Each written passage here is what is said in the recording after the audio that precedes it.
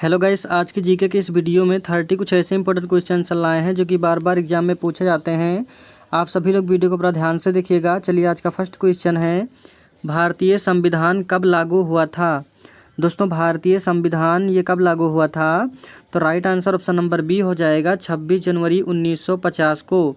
26 जनवरी 1950 को भारतीय संविधान लागू हुआ था, यानी कि ऑप्शन नंबर बी इस प्रश्न का बिल्कुल सही जवाब हो जाएगा। चलिए, अगला सवाल, भारत का पहला राष्ट्रपति कौन था? दोस्तों, भारत का पहला राष्ट्रपति कौन था? तो ये थे डॉक्टर राजेंद्र प्रसाद, यानी कि ऑप्शन नंबर ए इस प्रश्न का बिल्कुल करेक्ट आंसर हो जाएगा।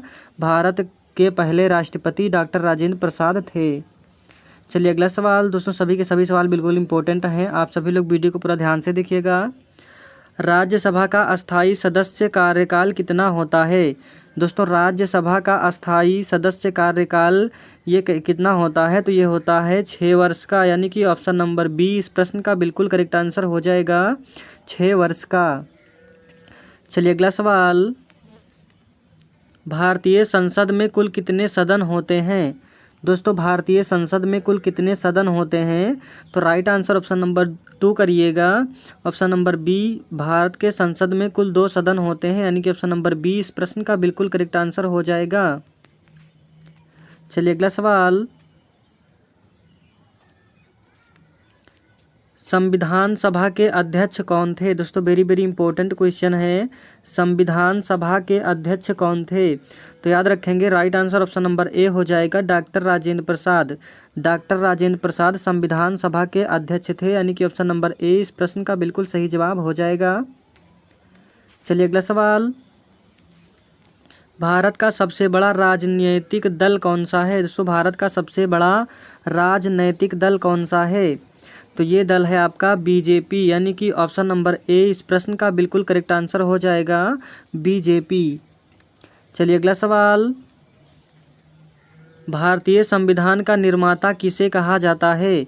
दोस्तों, भारतीय संविधान का निर्माता ये कहा जाता है डॉक्टर भीमराव अंबेडकर को, यानी कि ऑप्शन नंबर सी इस प्रश्न का बिल्कुल करेक्ट आंसर हो जाएगा, डॉक्टर भीमराव अंबेडकर।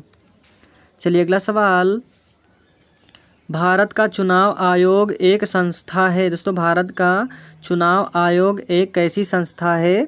तो ये स्वतंत्र संस्था है, यानी कि ऑप्शन नंबर सी इस प्रश्न का बिल्कुल करेक्ट आंसर हो जाएगा, भारत का चुनाव आयोग एक स्वतंत्र संस्था है। चलिए, अगला सवाल, भारतीय संविधान में कितनी मूलभूत अधिकार दिए गए हैं? दोस्तों, भारतीय संविधान में कितनी मूलभूत अधिकार दिए गए हैं? तो ये दिए गए हैं 60, यानी कि ऑप्शन नंबर सी इस प्रश्न का बिल्कुल करेक्ट आंसर हो जाएगा। चलिए, अगला सवाल,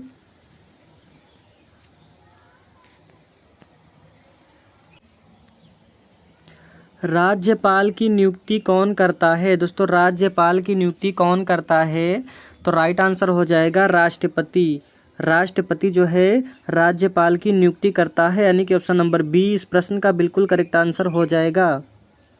चलिए, अगला सवाल, प्रधानमंत्री की नियुक्ति कौन करता है? दोस्तों, प्रधानमंत्री की नियुक्ति कौन करता है? तो प्रधानमंत्री की नियुक्ति भी जो है राष्ट्रपति करता है, यानी कि ऑप्शन नंबर बी इस प्रश्न का बिल्कुल करेक्ट आंसर हो जाएगा, प्रधानमंत्री की नियुक्ति राष्ट्रपति करता है। चलिए, अगला सवाल, भारतीय संसद का उच्च सदन कौन सा है? दोस्तों, भारतीय संसद का उच्च सदन जो पहला सदन है वो कौन सा सदन है? तो ये आपका हो जाएगा राज्यसभा, यानी कि ऑप्शन नंबर बी इस प्रश्न का बिल्कुल करेक्ट आंसर हो जाएगा, राज्यसभा। चलिए, अगला सवाल, भारत का पहला प्रधानमंत्री कौन था? दोस्तों, भारत के पहला प्रधानमंत्री कौन था? तो ये थे जवाहरलाल नेहरू, यानी कि ऑप्शन नंबर बी इस प्रश्न का बिल्कुल करेक्ट आंसर हो जाएगा, भारत के पहले प्रधानमंत्री पंडित जवाहरलाल नेहरू थे। चलिए, अगला सवाल, भारतीय संसद का निम्न सदन कौन सा है? दोस्तों, भारतीय संसद का निम्न सदन कौन सा है? तो ये आपका हो जाएगा लोकसभा, यानी कि ऑप्शन नंबर बी इस प्रश्न का बिल्कुल करेक्ट आंसर हो जाएगा, भारतीय संविधान का निम्न सदन लोकसभा है। चलिए, अगला सवाल, संविधान सभा की पहली बैठक कब हुई थी? दोस्तों, संविधान सभा की पहली बैठक कब हुई थी? तो ये हुई थी 9 दिसंबर 1946 को, यानी कि ऑप्शन नंबर ए इस प्रश्न का बिल्कुल करेक्ट आंसर हो जाएगा। 9 दिसंबर 1946 को संविधान सभा की पहली बैठक हुई थी। चलिए अगला सवाल, भारत के सर्वोच्च न्यायालय की स्थापना कब हुई थी? दोस्तों भारत के सर्वोच्च न्यायालय की स्थापना ये कब हुई थी? तो ये हुई थी 28 जनवरी 1950 को। 28 जनवरी 1950 को भारत के सर्वोच्च न्यायालय की स्थापना हुई थी, यानी कि ऑप्शन नंबर 20 प्रश्न का बिल्कुल करेक्ट आंसर हो जाएगा। चलिए अगला सवाल, मौलिक कर्तव्य किस अनुच्छेद में वर्णित हैं? दोस्तों मौलिक कर्तव्य जो हैं वो किस अनुच्छेद में वर्णित हैं? तो ये आपका हो जाएगा 51A अनुच्छेद में, अनुच्छेद 51A, यानी कि ऑप्शन नंबर ए इस प्रश्न का बिल्कुल सही जवाब हो जाएगा। चलिए अगला सवाल, आपातकाल की घोषणा कौन करता है? दोस्तों आपातकाल की घोषणा कौन करता है? तो राइट आंसर हो जाएगा राष्ट्रपति। राष्ट्रपति आपातकाल की घोषणा करता है, यानी कि ऑप्शन नंबर 20 प्रश्न का बिल्कुल सही जवाब हो जाएगा। चलिए अगला सवाल,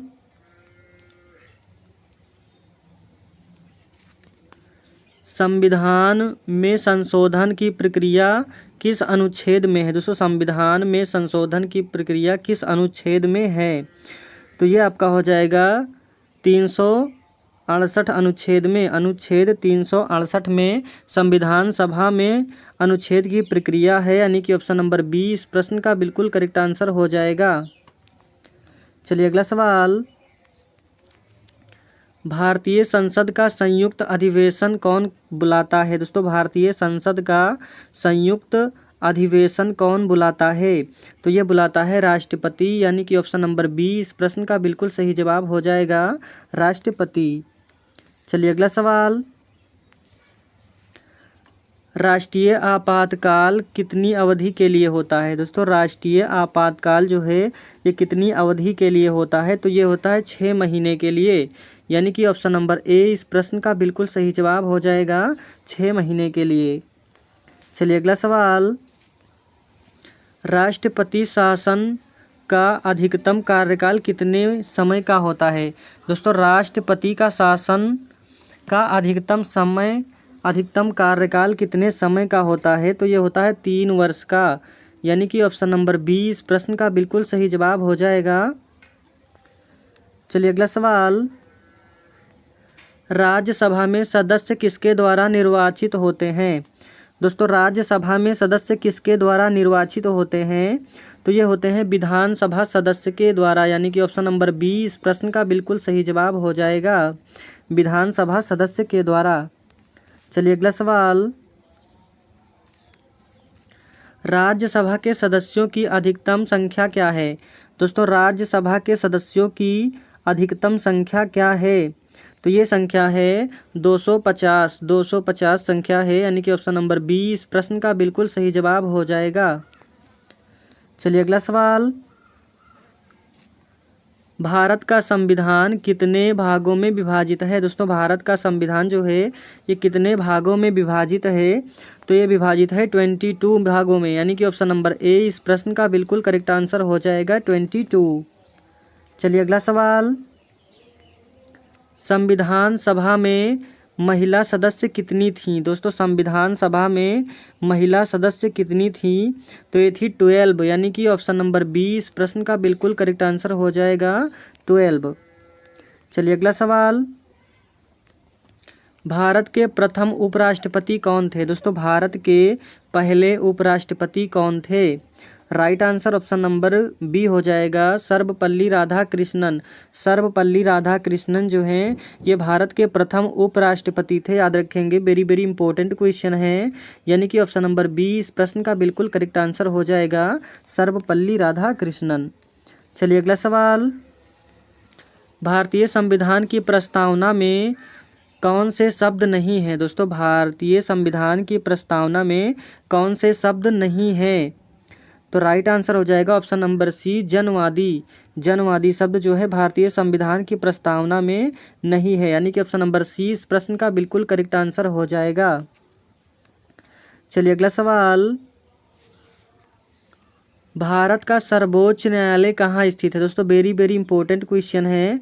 भारत का सर्वोच्च न्यायालय ये कहाँ स्थित है? तो ये स्थित है दिल्ली में, यानी कि ऑप्शन नंबर ए इस प्रश्न का बिल्कुल करेक्ट आंसर हो जाएगा, दिल्ली में।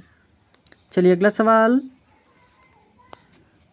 राष्ट्रपति बनने की न्यूनतम आयु क्या है? दोस्तों राष्ट्रपति बनने के लिए न्यूनतम आयु क्या है, क्या निर्धारित की गई है? तो right answer option number C हो जाएगा 35 वर्ष। 35 वर्ष राष्ट्रपति बनने के लिए न्यूनतम आयु जो निर्धारित की गई है वो कुल 35 वर्ष है, यानी कि ऑप्शन नंबर सी इस प्रश्न का बिल्कुल करेक्ट आंसर हो जाएगा। दोस्तों आज के लिए इतना ही। अगर वीडियो पसंद आया हो तो वीडियो को ज़्यादा से ज़्यादा लाइक करें और शेयर करें। चैनल पर नए हैं तो चैनल को सब्सक्राइब कर लीजिए और लास्ट में कमेंट बॉक्स में कमेंट करके हमें ज़रूर बताएं कि आप यह वीडियो किस देश से देख रहे हैं।